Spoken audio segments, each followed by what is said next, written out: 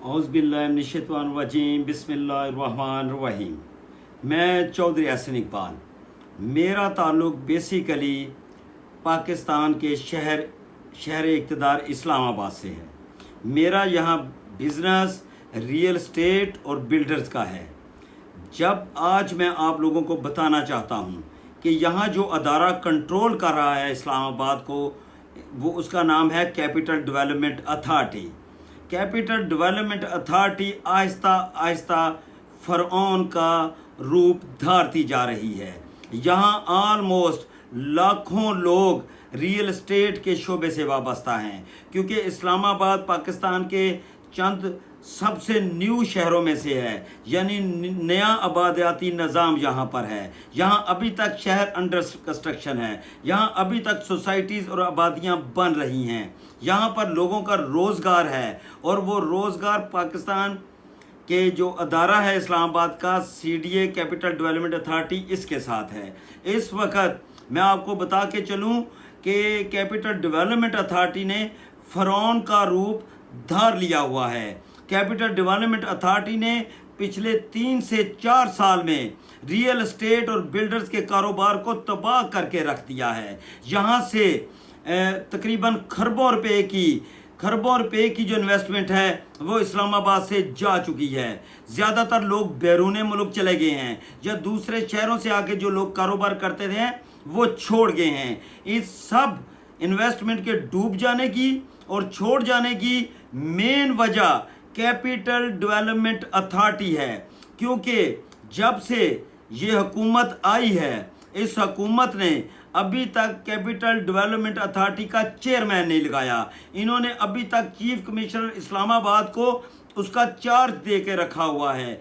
इस वक्त यहाँ के मुतासरीन जिनकी ज़मीनें एक्वायर करके उनकी ज़मीनों पर लाखों लोगों को आबाद, करोड़ों लोगों को आबाद किया गया है, उन लोगों के हकूक़ तो दूर की बात, उनकी ज़मीनें गसब कर ली गई हैं और उनको कोई भी उसका बेनिफिट नहीं दिया जा रहा। लोग दर बदर हैं। उनके अगर दादा ने ये ज़मीन दी थी तो आज उनके दादा क्या बाप भी मर चुके हैं।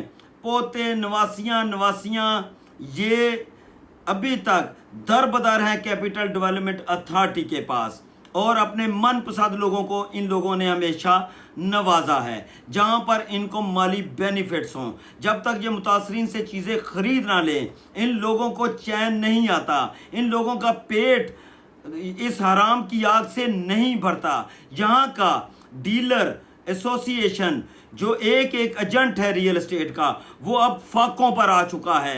हज़ारों दफातर बंद हो चुके हैं। एक दफ्तर के साथ 10-10, 15-15 ख़ानदानों का रोज़गार होता था।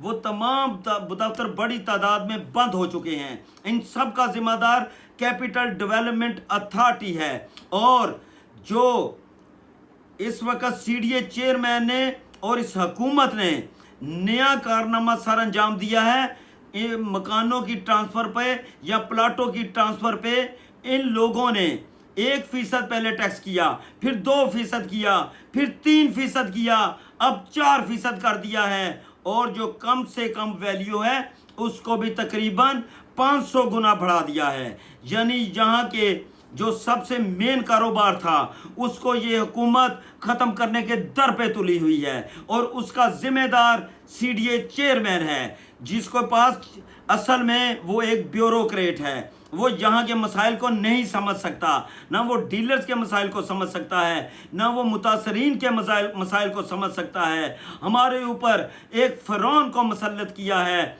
खुदा के वास्ते हमारे बच्चों को भूखा मरने से बचाएं। हमारे साथ जो मुंसलिक भाई हैं मेरे, वो लोगों को घरों की छतें फराहम करते हैं, लोगों को घर फराहम करते हैं, लेकिन डीलर्स के लिए ना कोई कॉलोनी बनी, ना उनके पास अभी तक ज़्यादातर डीलर्स के पास अपनी छत है। लेकिन फिर आपको एक इनका नया कारनामा बताऊं।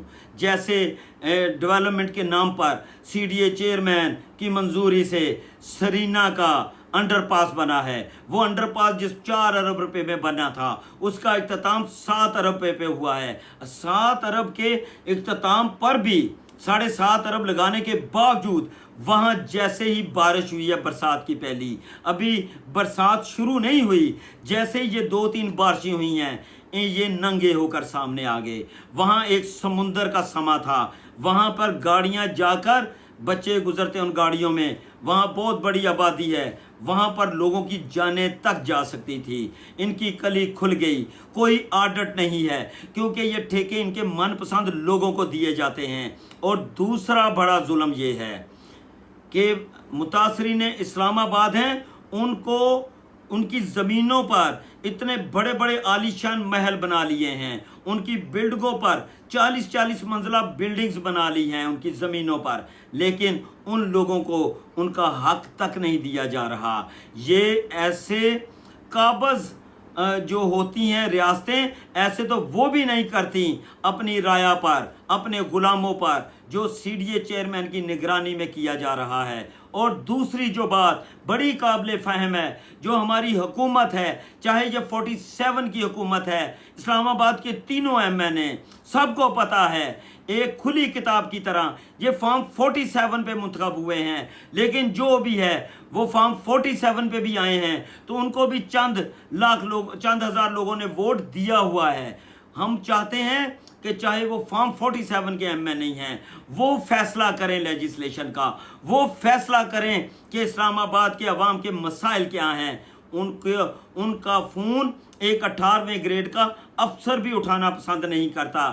یہ چاہے وہ فارم 47 کے ایم این ایز ہیں، ہمیں پھر بھی عوامی نمائندے کی توہین گوارا نہیں ہے۔ یہ سب لوگ جانتے ہیں کہ اسلام آباد سے تقریباً 80% سے پلس ووٹ پاکستان تحریک انصاف کو بہت بڑی تعداد میں پڑا ہے، اسی کی سزا اسلام آباد کے شہریوں کو دی جا رہی ہے۔ اور اسلام آباد کے لیے ایک بڑی خبر دوں، پاکستان میں جو ریشو کے حساب سے، پرسنٹ کے حساب سے سب سے زیادہ ٹیکس جمع ہوتا ہے، کیونکہ یہاں پڑھے لکھے لوگ ہیں، وہ سب سے زیادہ ٹیکس اسلام آباد سے جمع ہو رہا ہے، سب سے زیادہ پرسنٹیج اسلام آباد سے جا رہی ہے۔ لیکن اسلام آباد کے لیے کچھ بھی کرنا گوارا نہیں، کیونکہ ہم چاہتے ہیں اس چیئرمین سی ڈی اے کو فوراً ہٹایا جائے۔ کیا یہ بہت زیادہ لاڑلا ہے جس کے پاس چیف کمشنر کا بھی اختیار ہے، جس کے پاس سی ڈی اے چیئرمین کا بھی اختیار ہے؟ اس لیے میں اپنے ڈیلرز ایسوسی ایشن کے بھائیوں سے اپیل کرتا ہوں کہ جاگ کے اس سے پہلے تمہارے بچوں کو فاقو کشی پر مجبور کر دیا جائے، جاگو کہ اس سے پہلے تم جو چھوٹے چھوٹے اب دفاتروں پہ آ چکے ہو، تم روڈ کے اوپر ہو، اور کھڑے ہو جاؤ اپنے حق کی خاطر۔ بھوک سے مرنے سے بہتر ہے کہ ہم کم از کم کوشش کر کے مریں، اور اس سی ڈی اے چیئرمین جو فرعون بن کے بیٹھا ہوا ہے، اس سے ہمیں نجات